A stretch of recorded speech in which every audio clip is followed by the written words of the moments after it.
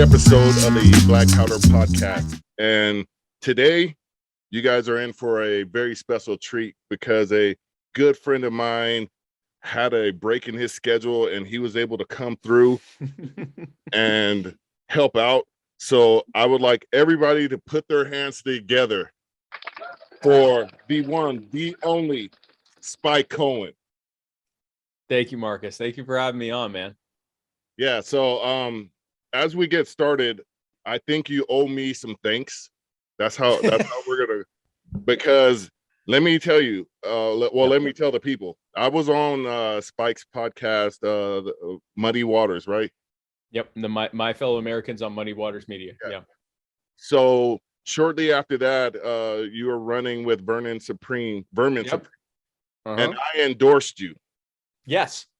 And then quite shortly after that, the Spike Cohen universe expanded all over the nation. So because of you, because of me, because of you, I take full and absolute credit for your position in life right now. And I'm not asking for compensation per se. Well, good, because I haven't made any money. Yeah. So I can tell you that ahead of time. Well, eventually I think you're going to be successful. So I'm asking for a cabinet position. Okay. I want to be either Secretary of Defense or Secretary of State in the Spike Cohen administration. So that's all. Okay. I'm really. Can I get your word here now in front of the millions upon billions of people that are going to see this? That millions of billions. Yeah, that you're going to honor your word and make me either Secretary of Defense or Secretary of State. We can definitely have you in the cabinet. Yes, absolutely. Okay, cool. All right. So for those in some other universe that don't know who you are, can you just tell the basic Spike Cohen story to the people? Yes. So hi everyone. My name is Spike Cohen, and I was literally nothing until Marcus discovered me last summer. So my background is actually the reason why I kind of seemingly came out of nowhere is because I kind of did. I came from the business world. I started a company when I was in my teens. It was a very successful company. I was able to retire from that about 4 years ago now. Actually, gosh, almost 5 years ago now. And since then, I've got involved in libertarian activism, podcasting, and that kind of stuff. And then that led to my running for the libertarian nomination for vice president, which was completely dead on arrival until Marcus Matthews endorsed me, opening the floodgates, leading to my becoming the nominee, and then now being the, I guess, head of libertarianism. You know what? I'm going to be humble and say that I completely accept these accolades that you're providing me. Yeah. And you know what? I think I deserve them. You do. So, you deserve it. And for me, my journey to the Libertarian Party, and I'm there and I'm slightly beyond, but if I gotta fill in a bubble on a piece of paper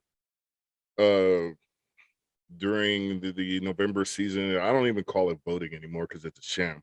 But when I fill in the bubbles, I always fill in the L's or my own name because I think I would make a great politician somewhere down the line. But for you, why the Libertarian Party? So for me, the Libertarian Party is the only vehicle that's actually going to accomplish our goals of setting the world free, setting America free. Right.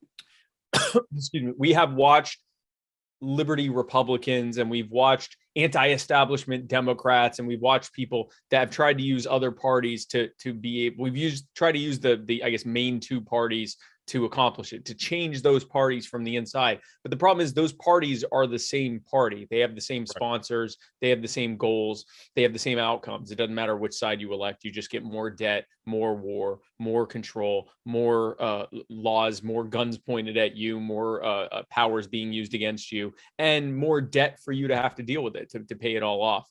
And the only way that's going to change is by not just replacing them with another party, not just having a lesser of three evils instead of two, but by completely dismantling the system that they've built and having a system that is based on respect for people's individual autonomy, their ownership of property, their rights and their freedoms, and having a society based on freedom that recognizes that people do best when they're most free. That's why I believe the Libertarian Party. Now, with that said, if someone wants to run as a Republican and they're a libertarian, they want to run as a Democrat and they're a libertarian, and they believe that's an easier way to be able to accomplish something, I've long since given up on trying to tell people how to live their lives. I do whatever you feel like, as long as you are staying true to yourself, your character, and your principles. Whatever you want to run under, I don't care. I'm just going to tell you ahead of time, you're only going to get so far with them, because even if it's easier for you to work your way up the ladder, that ladder comes with strings attached. And I think long term, you're not going to get to accomplish what you want to. But that's why I believe the Libertarian Party. Well, precisely because I always say, why would these either party change a system that brought them to power? Nobody does that. You know, if you become a billionaire, you're not going to say, hey, you know what? I think we should provide, put forth these regulations that are impediments and barriers to businesses. So to me, yes. Yeah. So there's now I spoke with my last guest, who was Lyman Bishop in Montana. And I was saying there's zero daylight between Democrats and Republicans, and Americans are literally insane for continuously voting for either brand, thinking something is going to change. Right. And that's, right now, you had some pretty interesting points this last week where you said, where you were comparing the MAGA stuff to the Biden stuff. And I thought it was spot on. Yep. Because, you're not getting anything new. You're just getting more and more government. Even their messaging is the same. So you can take a step back, and you can take a step back and you can say, okay, Trump, Biden, Obama, Bush, Clinton didn't matter. We just got more debt and more war and more control and more taxes and more all of that. But then they're not even being original anymore. So Joe Biden, his campaign slogan was "Build Back Better," and he was the anti-MAGA, right? He was the anti-Make America Great Again. We're going to end this MAGA movement of white nationalist terrorists, and we're going to respect everyone. About build back better, build, make, back again, better, or no wait, build back, back again. Better, great. Literally, it's saying the same thing. We're going to make America great again. It's just using different branding, but with the same, and it's the people. It was so last year, I was, and still remain, very supportive of those who want to end qualified immunity, people who want to institute criminal justice reform, people who want to end the war on drugs, people who want to address the actual reasons why government tends to target the most marginalized, people of color, the poor, and so forth, because predators go after the easiest prey. The long answer is the short answer to it, but address those things and look at it from that aspect and actually deal with these problems. And I watched so many people who legitimately wanted to do these things, who got roped into believing, we'll get to all that. But first, we have to stop Donald Trump by electing Joe Biden, the architect of everything you're protesting against right now. The guy who for 40 years worked every day to build the thing that you're angry about. And his running mate, a black woman, who, by the way, is also one of the most brutal prosecutors in the country alive right now, a woman who put 2 men away on death row for crimes that she had evidence they didn't commit, and she refused to release the evidence. You're in California, you know what I'm talking about. Very much so, yeah. And so, these are who we're going to elect, because number one priority is stop Donald Trump and replace him with older Donald Trump. Like it's insane to me. It's like you said, it's literally insane. But what I think it is I think most voters are scared and they don't know their options. Absolutely. And they're told that if you vote any other way, then you're throwing your vote away. Well, I say throwing your vote away is voting for the people who made this mess in the vain hope that they'll fix it. Obviously that's spot on. And I tell people in California today, vote your conscience, first of all. Whatever you believe, vote it. It's not me to judge, even though I will judge you. But when it comes to local stuff, you do have a voice in who you have as the representation. But in a state like California, voting for a Republican is absolutely asinine, because there's 4 regions of California that are going to dictate the federal person in federal elections. Yeah. So why not vote libertarian and bring a third party to the stage where these other 2 now have to own up to their bullshit and be honest, because there is a viable option that's going to siphon votes away from them. And a lot of times people, it's fear. It's 100% Yeah. fear, because that's what Democrats and Republicans sell you, is fear. You turn on any of the 2 liberal or the few conservative news media outlets, and it's the fear that they're selling you, that you should be afraid of your fellow Americans for X, Y, and Z reasons. Yeah. And that's what's one of the most disturbing things to me, because I don't want to live my life in fear. And you hear all these people saying, we shouldn't live our lives in fear, yet they still refuse to look at options that would present themselves in a sense where, if you want liberty, you want to be free, look at people who are actually that are saying that, so to speak. Yeah. So absolutely.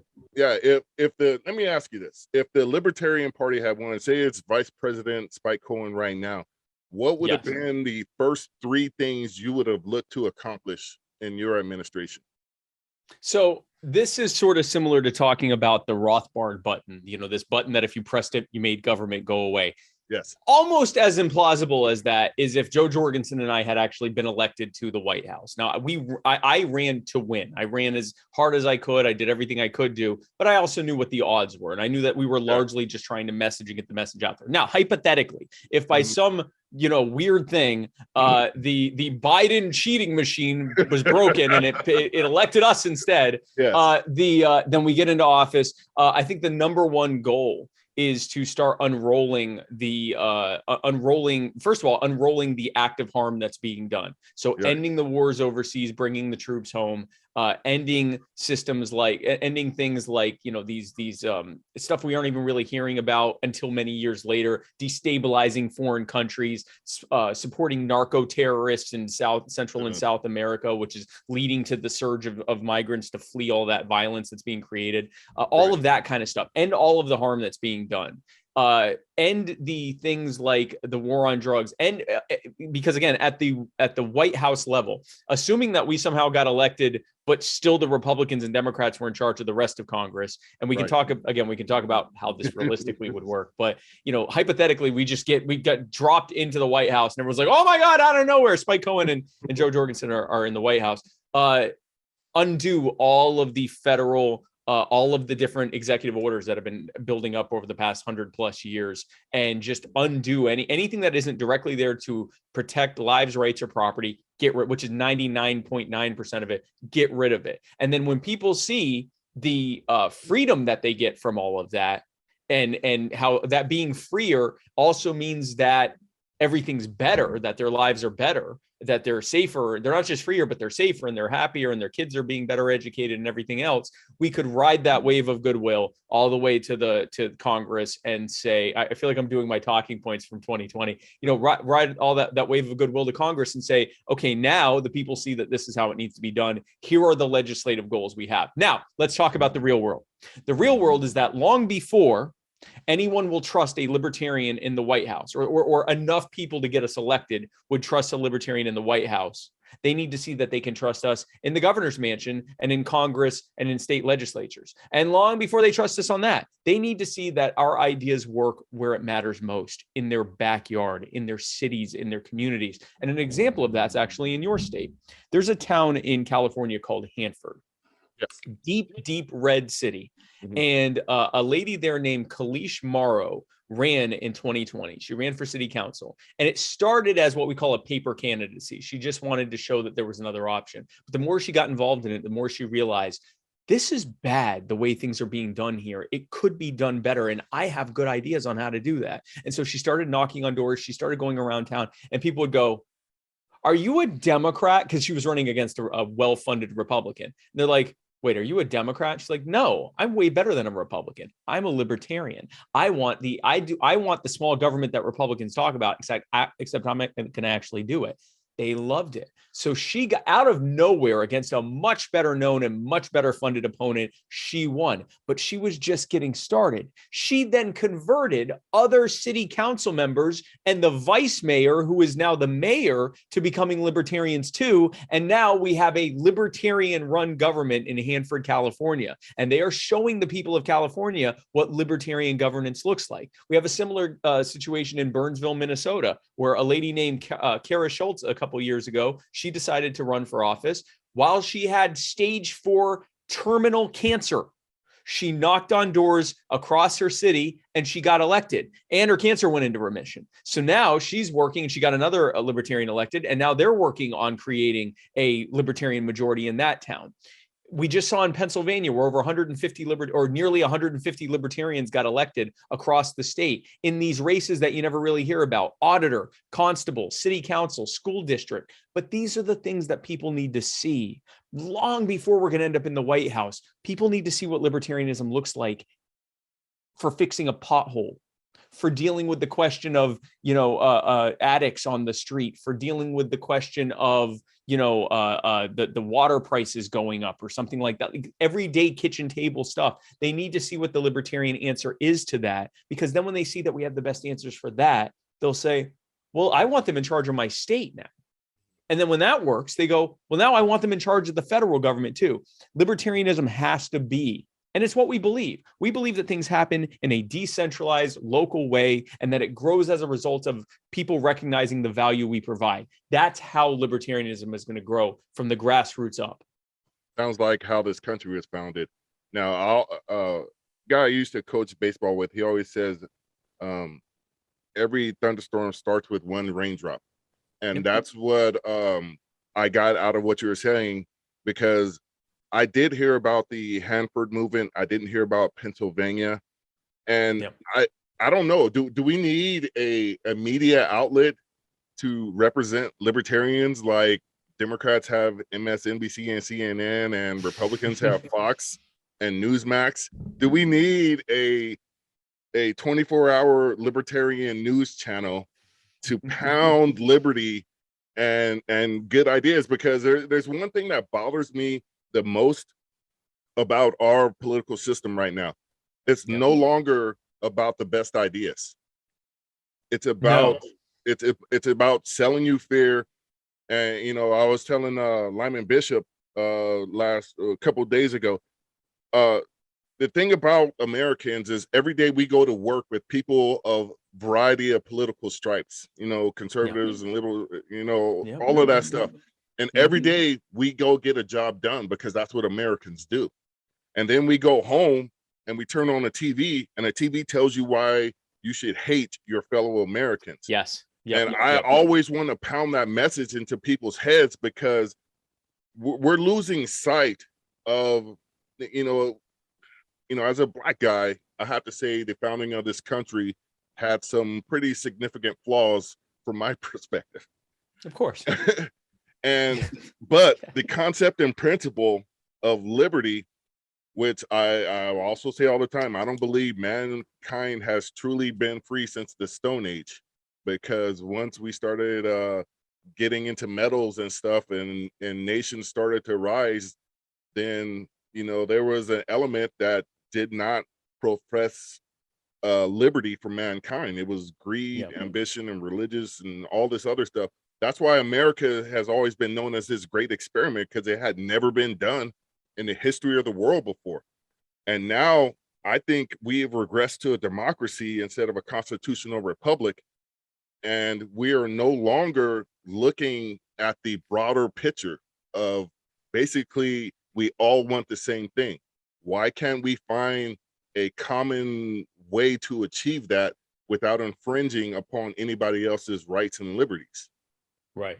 And so this is an ongoing problem, is that, like you said, everyday people work together with people. And even if we often don't even know each other's political opinions on a day-to-day basis, especially if we're dealing with strangers. We may be able to tell if someone's wearing if someone's wearing a MAGA hat, or, just the way they're dressed or something, we might have a clue, but we make it work. Like, very rarely do you see someone that's like, I refuse to go to that cashier. I can tell they're a libtard. Like, that's just not how we are, right? Like, we typically figure out a way to make it work. Politics encourages you to see your neighbor as either your ally or your enemy. And the reason for that is because the nature of politics, the nature of using government as a means to decide how to fix problems or create solutions, politics is based on coming up with warring factions who decide how everyone is going to be forced to deal with this issue, or how everyone else is going to be forced to live, and everyone's going to have to pay for it no matter who wins. This creates a warlike environment where one need not exist. If instead we simply allowed people to be empowered to work themselves and with others to come up to their own solutions to problems, now we could have 3 or 4 or 5 different ways of looking at this, and then we could look at each other and see what's working well, what isn't working. Maybe we can collaborate. Maybe this works better than this. Maybe have some competition for which idea is best. But because we've removed the coercive element of forcing everyone to figure out the one way that we're going to make everyone live, now enemies become friends, or at the very least, just neighbors, people that are over there that it doesn't even matter what they're doing over there. Libertarianism has a very unifying factor in that, and Larry Sharp says this a lot. I don't care how conservative or liberal or independent or whatever you are in your personal life, how you choose to live your life. As long as you are okay with me living my life the way that I live my life, provided that we aren't hurting each other's bodies or lives or rights or property, then we should be able to have that respect for one another. And if we have that, then it doesn't matter how you live or how I live or how you live, because we're just respecting each other's rights. And that's the most unifying thing on earth. And it's no wonder that government wants to destroy that, because they don't want us unified. They want us divided to distract us from the fact that they're robbing us of trillions of dollars a year. They're literally creating money on a they're not even printing it anymore. They're just creating zeros on a digital ledger and then giving this money, or the ledger money, to the billionaires who put both of their parties in office, and they stick us and future generations that haven't even been born yet with the debt for it. And if at any point we stop being at each other's necks over every stupid, dumb argument, whether some 17-year-old kid was a murderer or defended himself, we're all screaming at each other over it, right? And meanwhile, they're robbing us of trillions of dollars. If for 1 second we said, you know what? I don't care about your opinion about Kyle Rittenhouse. As long as you're cool with me having my opinion about it, I don't care. Hey, let's go talk about those guys that are robbing us of trillions of dollars, destroying our future, and doing it to enrich themselves and the people that put them in office. That's why they keep us at each other's throats. Exactly. I was telling my friend, he was sending me this stuff about the election and all this stuff. And I was like, hey, I get it. You know, some people see there's some improprieties that may or may not have went on. But ultimately, what are we actually arguing about? And my conclusion was, which authoritarian do you want in charge? Because at the end of the day, the Democrats and Republicans have one single goal, and that's a one-party rule. And nowhere in the history of mankind has a single-party rule been beneficial to the liberty and the natural state of mankind anywhere in the world, anywhere in recorded history. And with that, I ask you, what direction do you think this nation is moving in right now with everything that's going on? You know, we saw the results of the Rittenhouse trial today. And, you know, for me, I never would say anybody doesn't have the right to self-defense. I have a son the same age as him. I just wouldn't have taken my son to that area. I wouldn't have done that. I thought that was, and I lost before I got permanently banned from Facebook. I had just about 15,000 followers on the other black guy who likes gun show, which I'm still representing, but now it's been rebranded. But I said I thought his mother was a blithering idiot for putting your kid in a dangerous situation. He didn't even have body armor. I mean, who knows what could have happened to that kid, and how would she have felt if something, the worst case scenario, happened where roles were reversed, and now he's dead. Now he's been martyred for his side, you know. So that I'm wondering, where are we going as a nation right now? Yeah. So my take on it's very similar to yours when it comes to Kyle Rittenhouse. I think it wasn't a good idea for him to go there. But once he was there, he wasn't trespassing, he wasn't threatening people, and Right. he only shot at the people that attacked him. But I don't think it was a good idea to go there. I'm not encouraging people to go out and try to recreate the Kyle Rittenhouse experience. Now, with that said, here's where I think we are going. And it's a very interesting time. And I say interesting the way that the Chinese do when they wish you poorly by wishing you interesting times. We're heading in a very interesting confluence of events. Yeah. In one way, people in America demand autonomy and respect for their personal choices and their identity and their consent in this hyper-focused way that has never existed before. This concept of consent culture, which is, by the way, that's the basis of libertarianism, is consent and respect for autonomy. So that's a good thing that that's happening. But at the same time, there's two other things that are happening. One is that because government has spent so much time breaking people's legs and stealing their wallets and using some of the money to buy them crutches, entire generations of people are led to believe that they were born crippled and that government's job is to give them crutches. And that, or that the people that are making them crippled are the bad rich people, and that the good government is going to stop them, even though they also complain about the fact that government and corporations and billionaires work together, but then at the same time you want them to help. Anyway, it's not a fully thought out theory. Yeah. It's not accurate, but they want to be provided for, not because they're lazy per se, but because they've had all their opportunity. If all the ladders have been removed, if you're sitting there in a safety net and all the ladders have been removed and you're looking around and someone goes, yeah, the problem is the safety net. And it's like, no, the problem is I'm stuck in the safety net, right? But if all you see is safety net, then you're like, hey, can I have a pillow? Can I, like, if I'm going to be down here, can I be comfortable at least? So there's that. But then, and we've really seen this. We saw this right after 9/11. We've certainly seen this with COVID. And it's funny because we talked like a couple months before the whole COVID thing. So now all that nonsense has happened since then. But fear. Yes. Making someone so scared that you can convince them of anything. I can tell you, if you're already so scared of getting this disease and dying, or a close loved one getting a disease of dying, or everyone you care about, including yourself, getting a disease and dying or being very sick. And that fear allows me to say to you, all we need to do is force you to stay in your home unless you go outside to the store at the exact same time that everyone else is at the store. And then you come back inside to your poorly ventilated home to huddle around your closest loved ones, like cold and flu season. That's going to work great to slow the spread of COVID. And if you usually heard that, you'd be like, that's the dumbest thing I've ever heard. But if you're scared and you're already conditioned to believe that government is the one who, solves problems in crisis or catastrophe, then you go, okay, fine, you take care of it, right? Yeah. That is what has, and if I can say it's temporary, 15 days to slow the spread. Just think, Marcus, we're only 14 days away at this point from slowing the spread.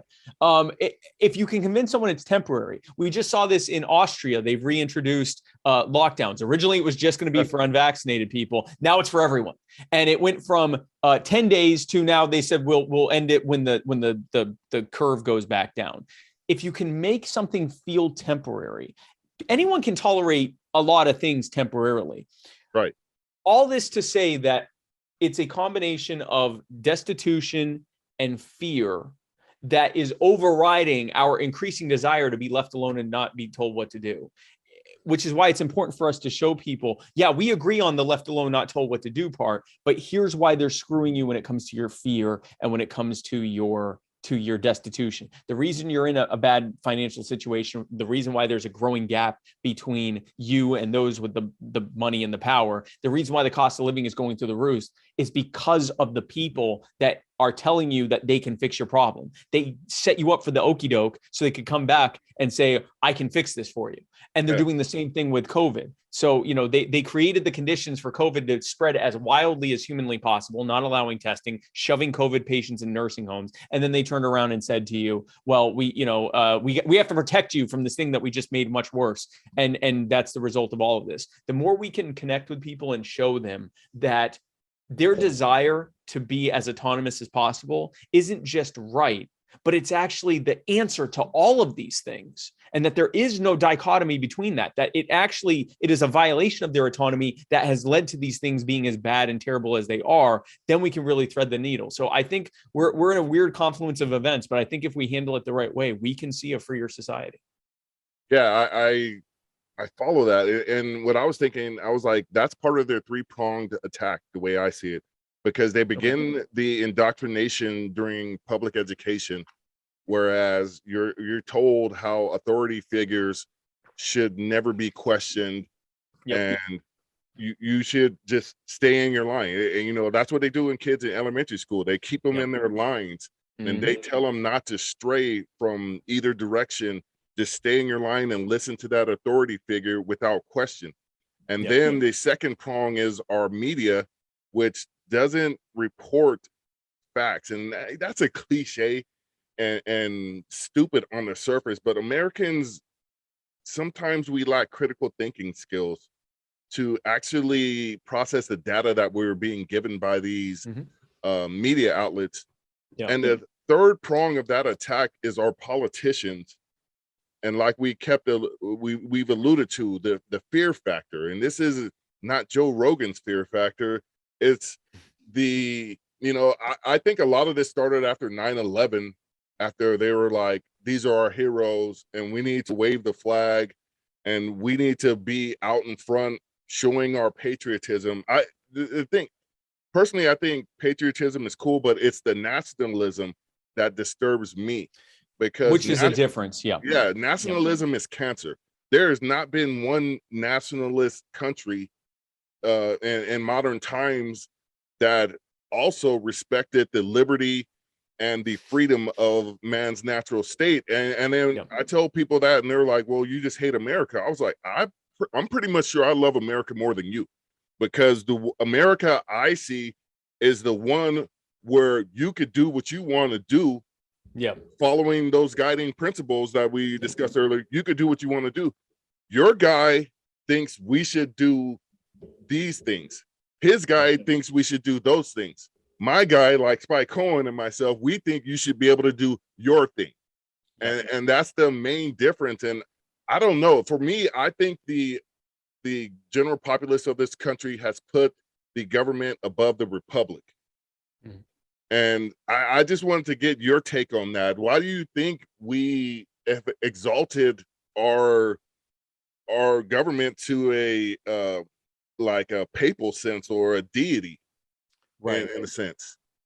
So I think, interestingly enough, this is the fault of the Constitution. So here's I'm going to dive in a little bit here. So our country was founded in a violent revolution against law enforcement, against the biggest government on earth. So it was founded in people saying, you know what the problem here is? Those redcoats, cops, the pigs, soldiers, whatever you want to call them. Back then they said redcoats, but it's the same. They're all the same term. They're telling us how to live our lives because the king's telling them to tell us how to live our lives, and we don't like that. So they went and shot at enough of them until they left. Long story short on that. And then when this country was originally founded, it was founded under something called the Articles of Confederation. And what the Articles of and this is not, and I know you know this, but for anyone else watch, I'm not talking about the Confederacy.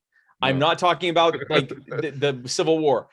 Immediately after we won the Revolutionary War, they started the colonial government under the Articles of Confederation. And the Articles of Confederation was a serious attempt at creating a limited government. There was no head of state. There was no single unitary figure. It was a Congress that made decisions. They had no power of taxation. They had to go to the states and say, hey, we need this much money to do this and that. Here's the portion of that we would like to get from you. And then they'd have to haggle it out with them over how much they could get. Okay. And then the states were limited in what they could do as well. The government had no power to print money. That was left to the states or to individual banks. People could come up with their own ways of trading. It was a completely free currency system. The government had no way of manipulating money. They couldn't call a standing army. They had to rely on the individual states or individuals working in private militias to come together to protect the country. This was a real limited government. And the only way that any of it could be changed was with unanimous consent of the entire Congress. If one person in that Congress of, I forget how many people, it was a couple hundred, of if one person said no, then it didn't happen.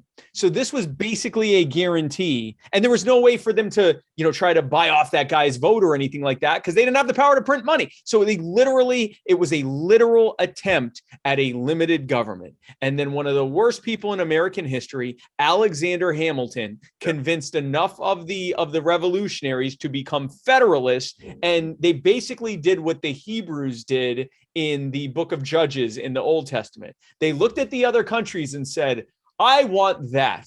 So the Hebrews said, we want a king. And God said, and whether you believe in God or not doesn't matter. The story is still the same. And God said, what do you mean you want a king? The kings are terrible. You're going to live in suffering, and then the people are going to go to war with you, and you're going to suffer, and it's going to be terrible. And here are all the things that are going to happen. They went, yeah, but we want a king. We still want a king. Look at the prestige of the king. And he's like, the prestige of the king is built on your backs. Why would you want this? And they're like, no, we want it. Give it to us. So fine, you got a king. And then everything happened. This is what happened with the Federalists. They said, we want a powerful, strong, centralized government like in Europe. And the anti-Federalists said, well, first of all, you're committing treason. So explain to us why we shouldn't hang you for treason, because you're proposing eliminating our government. Second of all, Europe sucks. We don't want to be a part of Europe. We don't want to do the things the way Europe did. We literally fought a war not to be Europeans. What are you doing?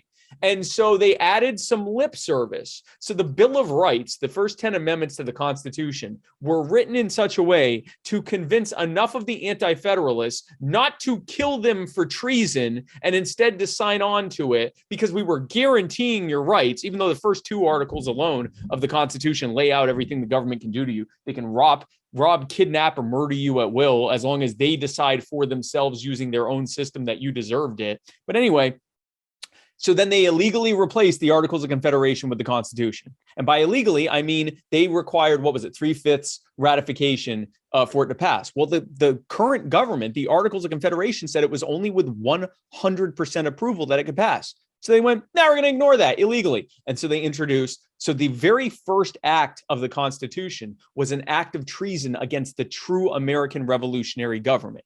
And it only got worse from there, because the first act, one of the first acts from our very first president, was to seize the guns of veterans who were protesting the fact that they weren't getting paid, and instead they were being taxed on whiskey to pay off debts to European countries. And that has started the cascade of all the nonsense since then. So going back to your original question, why do people put the government above the republic? This republic created the government that we are in. So the short answer to this very long answer is by design. It always intended, the rapscallion Alexander Hamilton always intended, for us to put government over the people. This system is working exactly as intended. Yeah, because I personally believe the Constitution is a piece of paper, and it truly does not guarantee you shit. Because number one, I believe, and I don't know if this is controversial, but I believe your liberty and your freedom start at the very first heartbeat. But I can't tell anybody else, Right. But yeah, I have this buddy, and his nickname was Whiskey Rebellion, and I was like, what, that's really cool, because I don't think they emphasize the Whiskey Rebellion enough. Going back a tad bit further, I don't think they emphasize Bacon's Rebellion enough. Because you look at all of these societal problems, and the vast majority of the racial issues and injustice issues started with Bacon's Rebellion, where indentured servants and black slaves joined together against the elitists. And they were enacting some of the most American shit ever possible. And it was put down through the caveat money and promising people prestige. And this nation was set on, because I believe in God. I'm not super biblical. I think my favorite verse in the Bible is like Psalms 43. And but there's a passage in the Bible that says you shouldn't build your house on sand. You need to build it on stone. And some unpopular opinions I have, you know, especially with a lot of these people talking about pedophilia and all this stuff and human trafficking, I was like, literally, this country was built on human and sex trafficking. It was an integral part of the foundation of this country. So it's not new. Secondly, when you look at America, the concept, like I said earlier, it was an experiment because like we were saying, it was all brand new. And then my one of I'll make this my final controversial saying or whatever on this topic. Yeah. But you know, Donald Trump says he didn't want people coming from shithole countries. Europe was a shithole. That's why everybody came over here. So let's not, Yeah. you know, everybody wants to like cherry coat or whatever the founding of this nation, but we need to go back and reanalyze it so we could see where we need to go, because we've definitely gone off the tracks. We're not on the road anymore. We're in the wilderness as far as where we are heading and what direction, because there is some very serious left or right issues that we're going to go one way or another in this country. And we need to understand that the difference between Democrats and Republicans is nothing, and they don't want what you want. They want what they want. It's branding. So Republicans and Democrats are playing a giant good cop, bad cop routine. The Republicans play good cop to their base. So we see this with like Donald Trump. I'm gonna fight for you and your rights, and we're gonna, respect your rights and your whatever. And Joe Biden says, "Listen here, Jack. Corn Pop was a bad dude," or whatever they say.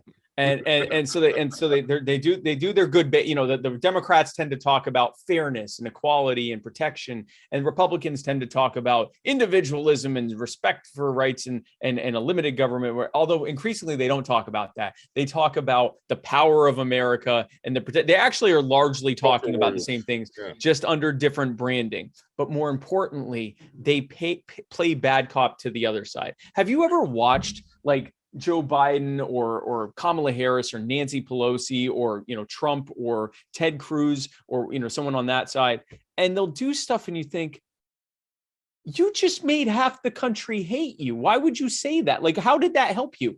Yeah. It has to. Yeah. It's crucial to them that half the country hate them on both sides, because when Joe Biden says, listen, we have to stop Donald Trump, and people go, you're the architect of everything I hate for the last 40 years. Look at all this shit you've done. Look at what Kamala Harris, this is who I'm supposed to vote for. All the other Democrats go, Donald Trump. We have to stop Donald Trump. And if someone goes, but he works with Donald Trump, they've worked together. No. Donald Trump, look what he said about us. He said that there were good people on both sides with the Nazis, and he said that Mexicans were rapists. And then on this side, they could say, he said that Kyle Rittenhouse was a white supremacist. Joe Biden, said this and said that about us. And Nancy Pelosi said this. Hillary Clinton called us a basket of deplorable. They do this intentionally to get you to vote for the lesser evil. Now, why would you do something knowing that it's going to make half the country hate you, on the promise that they're also going to do something that's going to make half the country hate them? If I know my opponent is doing something that makes half the country hate them, why wouldn't I do stuff that makes no one hate me, making me the instant winner? Because they're not my competition. We're working together to play a big game on the American people. And it's never going to end until we stop. No con game ends until you stop letting them con you. Literally just stop voting for them. Yes. If you don't want to vote libertarian, vote Constitution or Green Party, or make your own party, run yourself as a write-in, or don't vote at all, or whatever. I don't care. Stop voting for the people who created this mess in the vain hope that they're going to fix it, or even worse, because you think this person will make a marginally worse mess than this person. Stop it. They're working together. Yeah, the only I always say this, the only two things you could get Democrats and Republicans to agree upon is war and legislation like the NDAA and the Patriot Act. That's the only thing. Well, there's actually three things. And bailouts. Bailouts. Yep. And keeping, I guess it's 4 now, and keeping the system the same. I think we could add some more to this, but they all largely fall under that, right? Like controlling people, killing people, enriching the people who put them in office, and making sure no one else can get involved in their system that they built. They all fall under those 4 things. That is the foundation of Democrats and Republicans in our current democracy, because this is not a republic. I will keep saying not anymore. No. So let's lighten this up a little bit, because we touched on a bunch of things that are going to make people say, I truly hate our government, and they should, because I say I'm not anti-government, because if you're anti-government in a republic, that means you hate the people. Right. So I'm just anti-government. I'm gonna leave it at that. So we get in Spike's car, and you're driving, and you turn it on. What comes on the radio? What are you listening to? Wow. So I can answer that, because I actually don't listen to the radio. I usually listen to stuff that is on my YouTube playlist that comes up. Let's pull up a couple things. I've got let's see, MF Doom. Yes. I've got who else do I got here? Fat Joe just came out with a new album. Let's see who else. A lot of Griselda, West Side Gun. I got Rock Marciano, Stove God Cooks, Jim Jones, Dave East, Smoke Dizza. Got some Latin music, Juan Luis Guerra, DJ Khaled, Brayson Tiller. I got a DMX, T-Pain, Conway the Machine, Benny the Butcher, Styles P, Marsha Ambrosius, little R&B time, Big Sean. Who else do I got? Black Thought, T.I., Jada, the Locks, Busta Rhymes, Rick Ross, some more West Side Gun, some salsa music, Freddie Gibbs. I think the Planet Asia. That's pretty much what I got going. Nice. Yeah, with that playlist, you would have been the first black vice president had you, you won. Because like for me, Afro Latino, because there's some Latin music in there. Okay, yeah. Because for me, MF Doom, R.I.P. dude. That's like my Lord, one of the most influential MCs that I've ever listened to. And then when I'm feeling kind of like I don't like gangsters. Because when I was growing up in SoCal, I viewed gangbangers as this scum, because I would go to parties to look for girls. They would go to parties, and I'm not. Look, I think they have a element that they're confused about their sexuality. I'll say it like that, because I would go to the party and I would be looking at girls. They go to the party, they look at dudes and what they're wearing. It's like, why is that guy wearing that color? Why is he like looking the way You're the fashion police? Yes. Yeah. And I was like, you're sitting here focused on that dude. I'm like, what's her name? You know what I'm saying? Right. So yeah, it's interesting to me, because like the Rock Marciano, it makes me feel kind of like when you listen to him, you kind of like you get amped up a little bit, and like, man, you better not look at me, even though I am a nonviolent. I have never started, and it's one of my proudest attributes that I think I have, that I've never started a physical altercation in my life. I haven't really had to, because I'm like 6'5" and 230, 240. That helps. That helps. I mean, and well armed, and also well armed. So like all of those things contribute to no one wanting to fight you. Yeah. Well, I always say, I tell my son, I was like, I got about 10 good years of hands left. After that, I'm just going it's going to pistols. I don't have. So now picture me listening to this music. Right. And I'm bopping along, this nerdy white guy listening to this music. And I get out of my car. I'm like, hey folks, now let's get this done. Like, I mean, that's always, so I've always been that guy. It's funny because I was long, because now it's like mainstream. White people listening to rap music is mainstream. Oh yeah. There were like really racist terms to describe white people who listened to rap music when I was a kid. And we all know that I'm sure you know them. Yeah. It rhymes with some of the more popular ones. But anyway, I was that kid. I always was into it, but I didn't act black. I always acted like this. So they'd hear me like bumping like Master P or Tupac or something. And then I'd get out and be like, hey, everyone. Like, you know, so it's always been like that weird dichotomy. But yeah, no, that's my playlist is a finely curated Afro-Latin mix of music. I say you kept it real, you know, and in Yes. every sense of that Dave Chappelle skit, Yes. you kept it real. So like, I follow what you're saying, because like I'm kind of dating myself, but when I was in high school, it was like 8th grade into high school, the Beastie Yep. Boys came out. Yes. And there was a complete disconnect where I grew up in the suburbs of SoCal between my white homies and my Black and Mexican homies. We got together for football and sports and all of that stuff. Yeah. When it came to music, there was a cavernous divide in what we listened to. Then the Beastie Boys came out, and that cavern shrunk a tad bit more. And I think they opened the door a little bit more. And then unfortunately, I have to include Vanilla Ice in that conversation, because he was a few years after that. Yep. And then Snow. I gotta be honest, to this day I still dislike Snow. I think he's absolutely horrible. A fun fact, Snow to this day still has the best-selling reggae single. If you consider which the charts did, I don't know why they considered Informer to be reggae. If anything, it's dance hall, but they consider it reggae. It is still the top-selling reggae single of all time, is by Snow. That disturbs me to no end. Because and then we had like Third Base and House of Pain, and those guys, you know, you had to respect. I don't care what demographic you came from, but Third Base and House of Pain, you had to respect their game. Those dudes were no joke. And then you know, because you know, my hip hop, the 90s hip hop, not this garbage that they have today, that, you know, they refer to it as the golden era.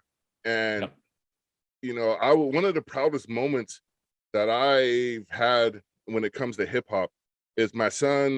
He plays baseball, and he had his walk-up song in high school, and it was "Whose World Is This" by Nas. Oh, wow. And when that song used to come on, I used to kind of look around at the parents and like, you know, this is my son. You know, he knows good hip hop. He's out in New York right now playing baseball. But yeah, that's the, you know, the pop culture things in this world that I think about, you know, and I feel people can connect through their music, their culture, their food, as long as you have an open mind. Like when you came on, I like listening to Irish pub music to warm up for my podcast. I think it's an ode to somebody on my mom's side, because she has red hair and green eyes. So I don't know if it was a willing example of you know, my Irish culture, but you know, as far as how I got those genetics on my side per se, but you know, and with this pop culture stuff, you know, we've been seeing all these billionaires shooting massive penis-shaped objects into space lately, and I was like thinking, so these dudes ball this hard where they could shoot male flange or whatever you call them into space. Imagine if the Second Amendment was limitless. Which billionaire would be like the Cobra to you know, to the United States GI Joe? Who do you think would win if billionaires waged a war? So I feel like Jeff Bezos is Cobra, like that. I mean, he feel like, or actually like Dr. Evil, like he almost looks like that, and he's got like and yes, the rockets. It's funny. Elon Musk actually has his profile picture on Twitter, the rocket, one of his rockets, and he has to know what that looks like at first glance. Like it's sitting there with like the sun behind it, and it's like a silhouette, and it's like, you have to know what it is. Like you have to know. Fronting, bro. But stop fronting. There's no way you don't realize what you're doing there. But who wins these wars? So I don't know. I'm going to go with Jeff Bezos, and only because he has skyrocketed literally but he has kind of come out of almost nowhere. This was a guy who like 20 years ago was like, I'm going to make a website where you can buy books and maybe shoes. And now it's like, I'm going to control the entire supply chain, labor pool. I'm going to control every aspect of what my workers do every minute that they're working. And I'm going to make you buy all of my products and destroy all of my competitors. And if you ever want to leave this godforsaken planet, you're going to have to go on one of my rocket ships. Like it feels like it went very quickly from like, I think it's a great idea. We can use this internet to sell things to like, I'm going to control everything. I think I'm going to go with Jeff Bezos. So you're saying because he currently has the largest standing army amongst billionaires, and there's that too. Enough storage space to put Americans inside a warehouse for an indefinite number of years. Although a possible either tie or runner-up is Mark Zuckerberg, because he's literally trying to create the Matrix, and he's doing it.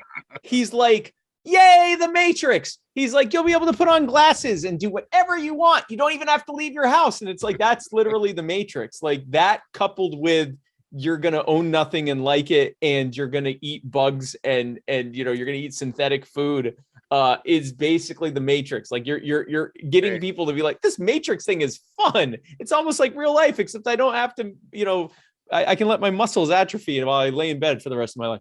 So I think maybe that, but no, I think I still have to go with Jeff Bezos. Yeah. Jeff Bezos is for Spike Cohen. Now, as we wrap up, do you want to tell everybody how they can find you or where they can get more information about the Spike Cohen? The Spike Cohen. Absolutely. So my website is spikecohen.com. I am on most social media. I'm on Facebook. I'm on Twitter. I'm on YouTube. I'm on Instagram. I'm now on TikTok for the kids. I finally found some 20-year-olds who could help me on my TikTok. Nice. And that's been lying dormant for way too long. And I am, what is that? Sorry, I touched my headset and it started playing a video. Anyway, so I'm on those social media. I also have the podcast, like the one that Marcus was on. I have My Fellow Americans and the Muddy Waters of Freedom. Those are on Muddied Waters Media, and you can find that on all social media platforms, all podcasting platforms, and also on muddiedwatersmedia.com. And finally, I'm going to be launching an organization towards the end of this year called You Are the Power. And basically what You Are the Power is going to do is fill all the gaps that will never be filled by any political party. Because the reality is power and us taking back our lives and our rights and our communities is going to happen in a decentralized way with us working together as leaders and activists in our communities to create better ideas and solutions than anyone else has. And there's only so much that a political party can do to be a part of that. Everything that a political party cannot do, You Are the Power is going to do. If you want to be a leader or an activist in your community, we're going to give you the tools and the resources and the network of other like-minded activists and leaders to do the work in our communities, to work as the army for human liberty that is fighting for a world set free in our time. So much more on that coming soon. We'll be launching that later this year. But yeah, stay tuned. SpikeCohen.com, MuddyWatersMedia.com. And Marcus, as always, thank you for kickstarting my political career and my life. Thank you. You're very welcome, and count me in on your new program. I'm 100% Absolutely down. And in closing, I would be remiss if I didn't ask you this one last thing. Where did the Tasha's husband stuff come from, that you were going places and instead of saying, dude, that was so freaking hilarious. So I was dying when I saw it. So here's how this started. And so first of all, anyone who's met my wife, she's way smarter than me. She's way funnier than me. She's way more kind than me. She's way more gracious than me. And I'm told she's attractive too. But anyway, so I went to no, so here's part of the problem. We used to both be attractive. Okay. So we used to both, but she hasn't aged. Okay. I know. Black does not crack. Ashkenazi Jew ages like milk. So we both once were these attractive 20-something-year-olds. Now she's, it's like 14 years later, she looks younger than she did when I met her, and I look like this. So it's not fair. But anyway, so I went to the Libertarian Party of Alabama convention, and the chair of the party there, Laura Lane, she said, I need to show you something before we start this event. And I went, okay. And so she showed me the program and she's like, flip to where it shows you. And so I went and I'm the keynote speaker and it has me there. And I'm like, what's the problem? It has the other speaker, John Mons, there and me. And I'm like, I don't see the problem. And then I see it says Tasha Cohen's spouse. and any reference to me in the description or anywhere else on the program, it wouldn't say Spike, it would say Tasha's spouse or her spouse or whatever. And I'm like, oh, she's like, are you okay with that? I'm like, yeah, it's funny. So I put it on social media. I figured a couple hundred people would be like, oh, that's funny. It went and turned viral. I've been introduced as Tasha's spouse on like mainstream publications. It has completely taken on a mind of its own. I hope people remember my name at this point. Yeah. Well, I think they will. And I want to thank you oh so much for coming on. And, Absolutely. I appreciate you thanking me for setting you on this course because, that's going to be my claim to fame. I'm going to be like your Karl Rove or whatever that. Yes, literally. Yes. But yeah, thank you, brother. And, maybe a little bit further down the line when somebody else shoots somebody and there's a controversial trial, we could get you back on. So I'll check in advance. Let's not keep meeting like this, right? Like, why do we only get together when someone kills someone? But thank you very much. And do you have any closing words? No, man, I'm just happy to be here. Anyone who's happy that I'm on the political scene, thank Marcus. Anyone who's mad about it, blame Marcus. It's his fault. Hey, there it is. And to everybody, and always in America, live free or die. Thank you.